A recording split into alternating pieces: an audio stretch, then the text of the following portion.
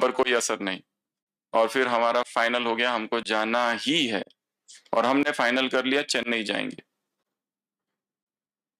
तो हमारी बहन ने कहा जाते जाते माउंट आबू होते होते जाओ। कहाँ होते होते? माउंट आबू हो और फिर चले जाना। हमने कहा माउंट आबू तो हम जाएंगे, पर हम तुम्हारी किसी धारणा को फॉलो नहीं करते, हम बाहर का भी खाते हैं, श्री कृष्णार्पणमस्तु। उसने कहा तुम्हें किसी धारणा की जरूरत नहीं, जितना वैराग तुम में हमारे सेंटर में भी किसी में भी नहीं है। तो हमने कहा देखो इसको अपना इधर लेके जाना है, इसलिए हमको बटर कर रही है।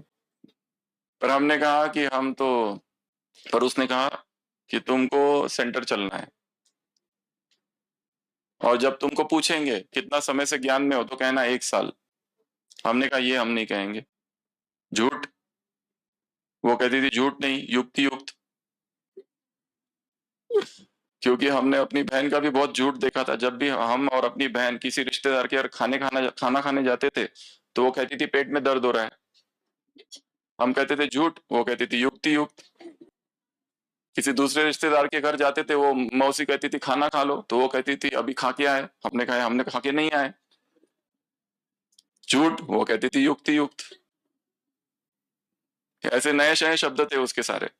तो हम सेंटर पर गए, और वहां पुष्पा रानी दीदी, नागपुर के इंचार्ज, अभी उन्होंने शरीर छोड़ दिया, वो सब बैठे थे। तो दीदी ने पूछा कब से ज्ञान में हो? तो हमने कहा 1 साल। फिर कहा कौन से सेंटर से हो? वो तो हमारी बहन ने बताया नहीं क्या बताना है। तो हमने कहा वो अमरावती सेंटर। तो तुरंत उन्होंने सेंटर पे फोन लगाया, सीता दीदी। सीता दीदी ने कहा वो नीलम तो आती थी, उसका भाई तो कभी नहीं आया। हमने कहा वहां जहां मैं मेडिकल ऑफिसर था ना, वहां हम गए हैं, और वहां फोन बंद है। तो दीदी भी देखने लगी, अच्छा फोन बंद है तो क्या करना है? तो दीदी ने कहा ठीक है जाओ, पर जाओगे कैसे? रिजर्वेशन तो हो गया है, तुम कैसे जाओगे?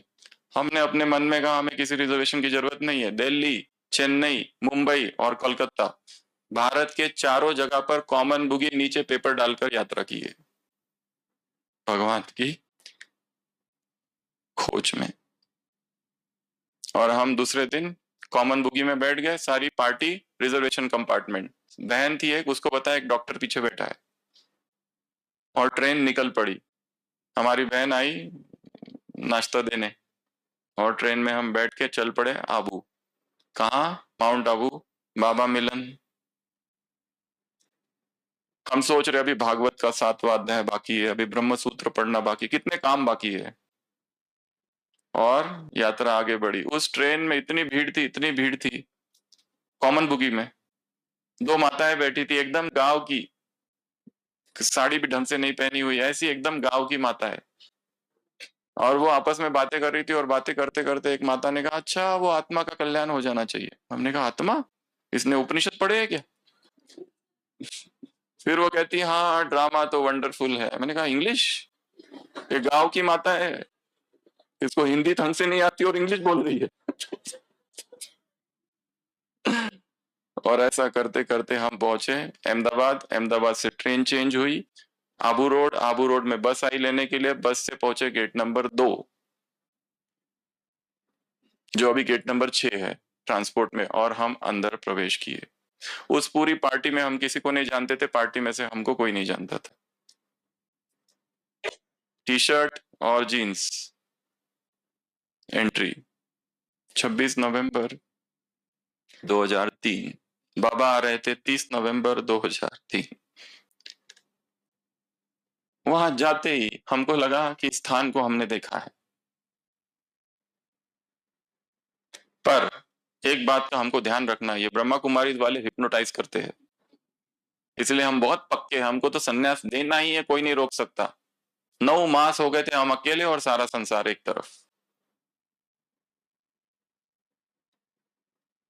ऐसी अवस्था आ गई थी कि भगवान अगर अभी नहीं मिला तो मैं अपने आप को मार दूं।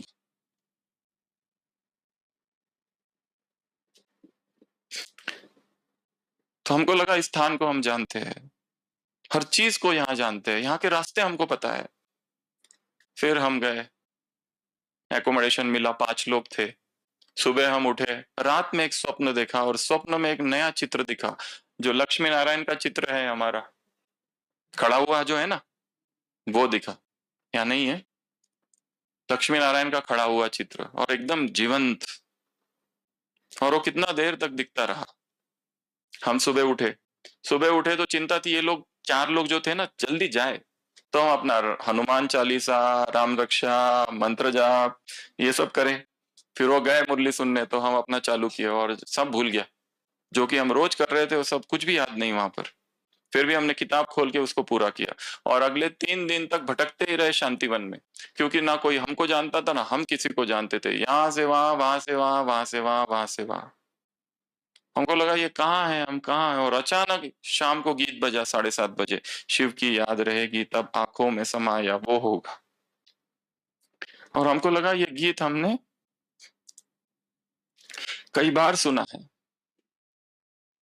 और ये लगा ये सारे लोग कौन है। जैसे रामकृष्ण परमहंस समाधि में चले जाते थे, जैसे चैतन्य महाप्रभु समाधि में चले जाते थे, जैसे सेंट फ्रांसिस ट्रांस में चले जाते थे, वैसी वो व्यवस्था तो नहीं इनकी। और फिर वो बहन मिली जो हमको लेके आई थी, वो कहा अरे आप कहाँ हो। उसको लगा हमारा मौन है, जो बाबा मिलन से पहले होता है ना, पर हमारा दूसरा ही मौन था, वो वाला नहीं था। और फिर अनाउंसमेंट हमने सुनी कि 3 बजे गेट खुल जाएंगे डायमंड हॉल के, और बाबा आ रहे। कौन बाबा, क्या बाबा, हमें कुछ पता नहीं।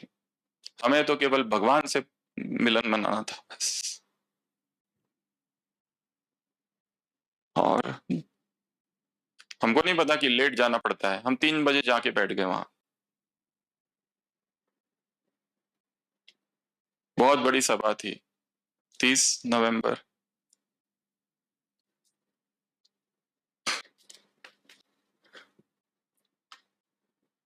तो हम बैठे रहे, और फिर बैठे ही रहे 11 बजे तक।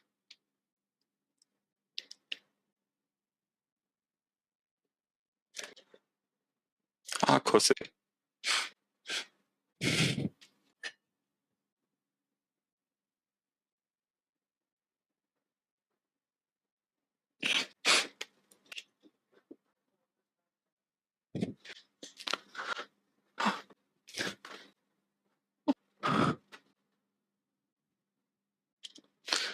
आंसू बहने लगे।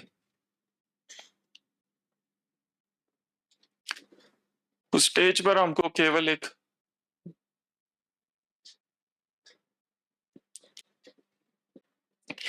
ज्योति दिखाई दी, और जिस जिसको हमने पढ़ा था वो सब दिखाई देने लगे। गुरु नानक, चैतन्य महाप्रभु, बुद्ध, सब। और इतनी बड़ी वो सभा थी कि हम बस बैठे थे और रो रहे थे, और रो रहे थे, और रो रहे थे। हम अभी संन्यास लेने जा रहे हैं, किस लिए?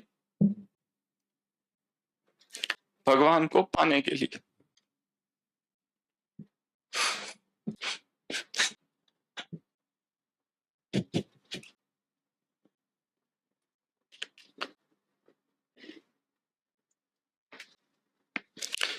और उधर से एक आवाज आई कि तुम जिसको ढूंढ रहे हैं वो मैं हूं। जो गीता के श्लोक हमने पढ़ रखे थे वो सब वहां से सुनाई देने लगे। मया तद्मिदं सर्वम जगत व्यक्ति मूर्ति नाम मस्तानि सर्वभूतानि। मैं ही सृष्टि का आदि मध्य और अंत हूं।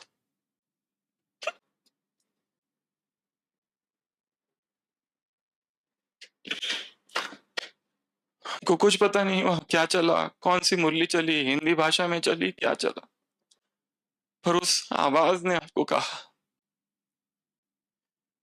कि हमको पता ही नहीं कहाँ हम बैठे हैं, क्या है।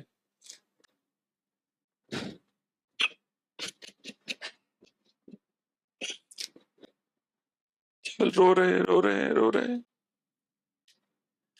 हमको याद है हमने अपने पिताजी से कहा था कि मुझे रोकना मत,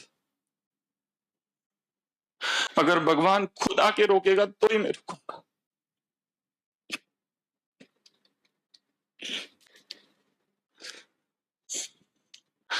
और फिर उस आवाज ने हमसे कहा कि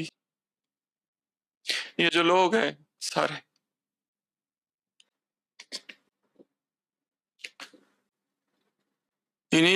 के बीच बीच तुम एक दिन बॉम्ब की तरह गिरोगे।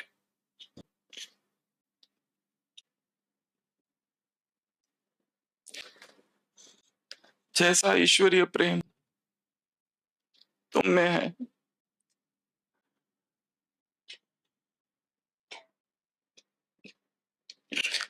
वही तुम फैलाओगे एक दिन। हम बैठे रहे, रोते रहे, रोते रहे, रोते रहे, रोते रहे, रोते रहे, और फिर सब सभा खाली हो गई, हमको पता ही नहीं। वो भाई आए, कुर्सियां उठा रहे थे, कहा कि ए भाई उठो, बाबा तो चले गए। कौन बाबा, क्या बाबा, हमें पता नहीं। देखा तो हॉल, जब बैठे थे तो बहुत सारा भरा था, जब देखा तो कुछ भी नहीं है, हॉल खाली है। फिर हम गए और पहली बार सोए 9 मास के बाद। तुलसीदास ने लिखा है, पावा परम विश्रामा। ये रामायण लिखने के बाद आज मैं विश्राम को प्राप्त हुआ।